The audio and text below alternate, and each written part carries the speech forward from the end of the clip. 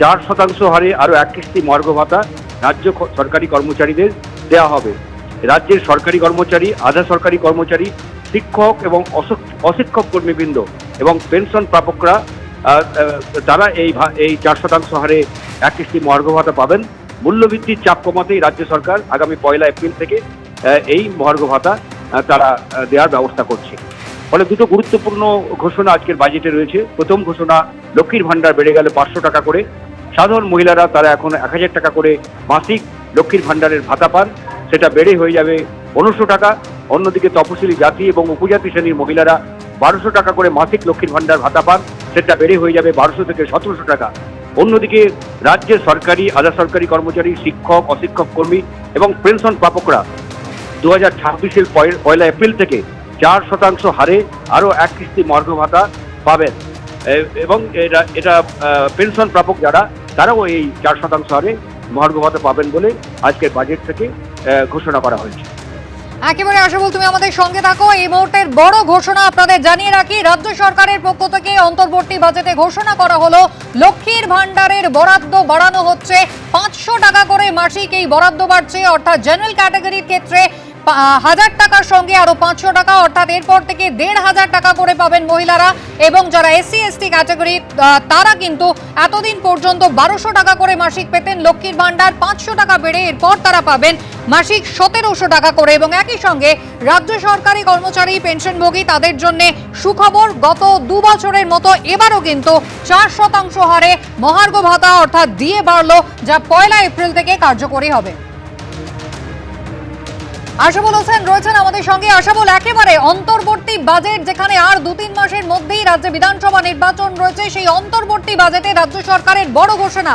একদিকে রাজ্য সরকারি কর্মচারীদের ডিএ যেমন বাড়ানো হলো, অন্যদিকে লক্ষ্মীর ভান্ডারের বরাদ্দ ফের বাড়লো। একেবারেই অনেকে এটা একটা প্রত্যাশিত বিষয় বলা যেতে পারে।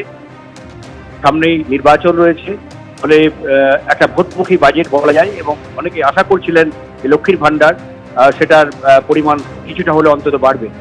তো সেই প্রত্যাশাটা সামনের সেই প্রত্যাশা মতোই আজকে লক্ষ্মীর ভান্ডারের যে ভাতা 500 টাকা করে বাড়িয়ে দিল রাজ্য সরকার। এবং 1000 টাকা করে সাধারণ মহিলারা তারা লক্ষ্মীর ভান্ডারের ভাতা পেতেন, এবার থেকে সেটা বেড়ে হয়ে যাবে 1500 টাকা। অন্যদিকে তপশিলি জাতি এবং উপজাতি শ্রেণীর মহিলারা তারা মাসিক 1200 টাকা করে লক্ষ্মীর ভান্ডারের ভাতা পেতেন, সেটা বেড়ে হয়ে যাবে 1700 টাকা।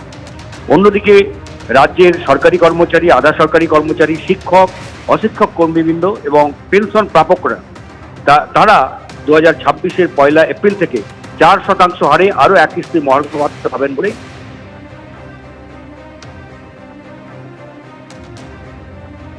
যোগাযোগ বিচ্ছিন্ন হয়ে গিয়েছে আমাদের প্রতিনিধি আশাবুল হোসেনের সঙ্গে। অর্থাৎ অন্তর্বর্তী বাজেটে বড়সড় ঘোষণা রাজ্য সরকারের। একদিকে রাজ্য সরকারি কর্মী, অবসরপ্রাপ্ত সরকারি কর্মীদের ডিএ যেমন 4% বাড়ছে, তারই সঙ্গে মহিলাদের জন্য সুখবর, লক্ষ্মীর ভান্ডারে মাসিক বরাদ্দ আরো 500 টাকা বাড়ানো হলো। আশাবুল হোসেন আমাদের সঙ্গে আবারও রয়েছেন টেলিফোন লাইনে। আশাবুল, যেমনটা বলছিলেন। দেখো, অনেকেই প্রত্যাশা করেছিলেন যে লক্ষ্মীর ভান্ডার এটা রাজ্য সরকারের একটি জনপ্রিয় প্রকল্প, বিশেষ করে মেয়েদের জন্য। এবং যে লক্ষ্মী ভান্ডারের অন্যান্য রাজ্যেও কিন্তু রাজ্য সরকারকে, পশ্চিমবঙ্গ সরকারকে অনুসরণ করে নির্বাচনের সময় অনেকেই চালু করেছেন। ফলে সবার মধ্যে একটা প্রত্যাশা ছিল, যেহেতু সামনেই নির্বাচন রয়েছে, এই লক্ষ্মী ভান্ডারের ভাতা রাজ্য সরকার কিছুটা হলে অন্তত বাড়াবেন। সেই প্রত্যাশা মতোই দেখা যাচ্ছে যে লক্ষ্মীর ভান্ডারের ভাতা 500 টাকা করে বেড়ে গেল। ফলে সাধারণ মহিলারা যা মাসিক 1000 টাকা করে লক্ষ্মীর ভান্ডারের ভাতা পেতেন, তারা এখন থেকে তারা 1500 টাকা করে ভাতা পাবেন। এবং যারা 1200 টাকা করে ভাতা পেতেন, তপশিলি জাতি এবং উপজাতি শ্রেণীর মহিলারা তারা তাদের ভাতা বেড়ে হয়ে গেলে 1200 থেকে 1700 টাকা। 1 এপ্রিল থেকে এই বাড়তি ভাতা তারা পাবেন। ফলে মহিলাদের জন্য সুখবর। এবং ভোটের আগে অবশ্যই যে একটা ভোটমুখী বাজেট করার চেষ্টা করেছেন মুখ্যমন্ত্রী এবং অর্থমন্ত্রী। এই মুহূর্তে বাজেট তিনি পেশ করছেন।